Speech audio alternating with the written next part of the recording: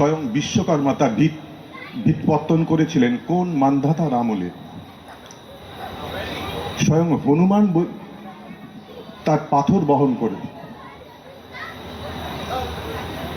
ইতিহাসের পণ্ডিত বলেন এ মন্দির কিরাত জাতের গড়া, এ দেবতা কিরাতের। একদা যখন ক্ষত্রিয় রাজা জয় করলেন দেশ, দেউলের আঙিনা পূজারীদের রক্তে গেল ভেসে। দেবতা রক্ষা পেলেন নতুন নামে, নতুন পূজাবিধির আড়ালে। হাজার বছরের প্রাচীন ভক্তিধারার স্রোত গেল ফিরে। কিরাত আজ অস্পৃশ্য। এ মন্দিরে তার প্রবেশপথ রুদ্ধ। কিরাত থাকে সমাজের বাইরে, নদীর পূর্ব পারে তার পাড়া। সে ভক্ত। আজ তার মন্দির নেই, তার গান আছে। নিপুণ তার হাত, অভ্রান্ত তার দৃষ্টি। সে জানে কি করে পাথরের উপর পাথর বাঁধে, কি করে পিতলের উপর রূপোর ফুল তোলা যায়, কৃষ্ণশিলায় মূর্তি গড়বার ছন্দটা কি। রাজশাসন তার নয়, অস্ত্র তার নিয়েছে কেড়ে।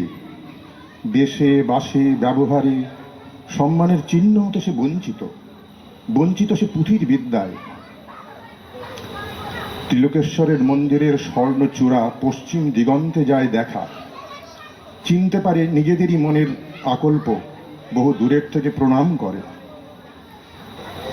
কার্তিক পূর্ণিমা, পূজার উৎসব।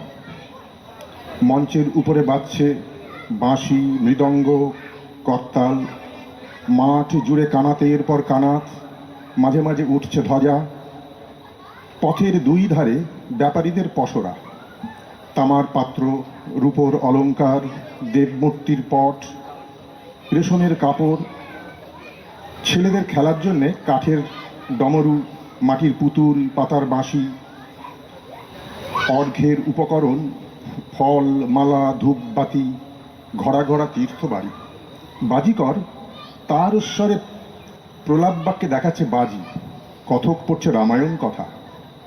উজ্জ্বল বেশে সশস্ত্র প্রহরী ঘুরে বেড়াচ্ছে ঘোড়ায় চড়ে। রাজ অমাত্য হাতির উপরে হাওদায়। সম্মুখে বেজে চলেছে শিঙা। কিংখাবে ঢাকা পালকিতে ধনীঘরের গৃহিণী। আগে পিছে কিঙ্করের দল। সন্ন্যাসীর ভিড় পঞ্চবটের তলায়, নগ্ন জটাধারী, ছাই মাখা। মেয়েরা পায়ের কাছে ভোগ রেখে যায়।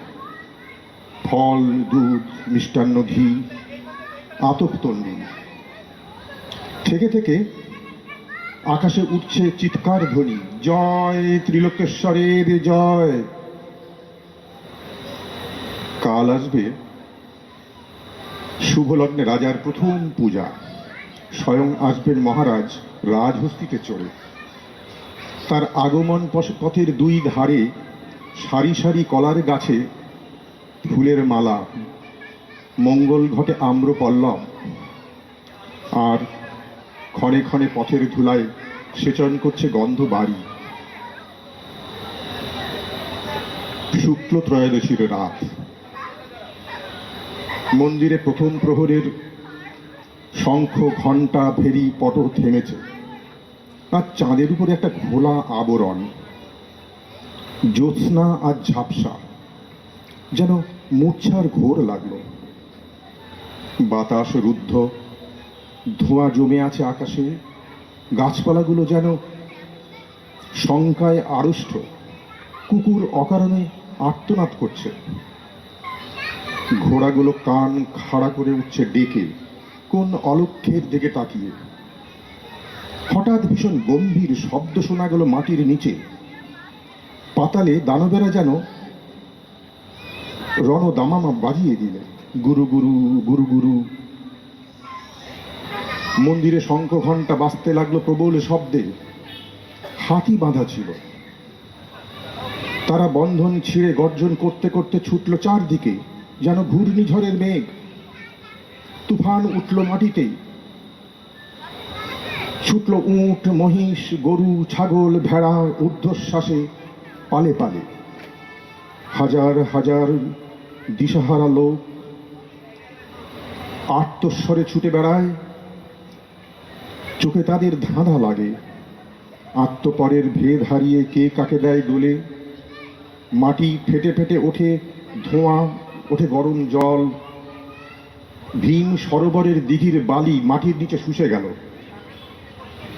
মন্দিরের চূড়ায় বাঁধা ঘণ্টা দুলতে দুলতে বাজতে লাগলো ঢং ঢং। আচমকা ধ্বনি থামলো একটা ভেঙে পড়ার শব্দে। পৃথিবী যখন স্তব্ধ হলো, পূর্ণ প্রায় চাঁদ তখন হেলেছে পশ্চিমের দিকে। আকাশে উঠেছে জ্বলে ওঠা কানাতগুলো ধোঁয়ার কুণ্ডলী। জ্যোৎস্না যেন অজগর সাপে জড়িয়েছে। পরদিন আত্মীয়ের বিলাপে দিক বিদিক যখন শোকার্ত, তখন রাজ সৈনিক দল মন্দির ঘিরে দাঁড়ালো, পাছে অসুচিতার কারণ ঘটে। রাজমন্ত্রী এলো, দৈবজ্ঞ এলো, স্মার্ত পণ্ডিত এলো। দেখলে বাহিরে প্রাচীর ধূলিসাৎ, দেবতার বেদির উপরের ছাদ পড়েছে ভেঙে। পণ্ডিত বললে, সংস্কার করা চাই আগামী পূর্ণিমার পূর্বেই, নইলে দেবতা পরিহার করবেন তার মূর্তিকে। রাজা বললেন, সংস্কার করো। মন্ত্রী বললেন, ওই কিরাতরা ছাড়া কে করবে ওই পাথরের কাজ? ওদের দৃষ্টিকলুষ থেকে দেবতাকে রক্ষা করব কি উপায়ে? কি হবে মন্দির সংস্কারে যদি মলিন হয় দেবতার অঙ্গমহিমা? কিরাত দলপতি মাধবকে রাজা আনলেন ডেকে। বৃদ্ধ মাধব শুক্লকেশের উপর নির্মল সাদা চাদর জড়ানো, পরিধানে পীত ধরা, তাম্রবর্ণ দেহ কোটি পর্যন্ত অনাবৃত, দুই চক্ষু সকরুণ নম্রতায় পূর্ণ। সাবধানে রাজার পায়ের কাছে রাখলে এক মুঠো কুন্দ ফুল, প্রণাম করলে স্পর্শ বাঁচিয়ে। রাজা বললেন, তোমরা না হলে দেবালয় সংস্কার হয় না, আমাদের পরে দেবতার ওই কৃপা। এই বলে দেবতার উদ্দেশ্যে মাধব প্রণাম জানালে।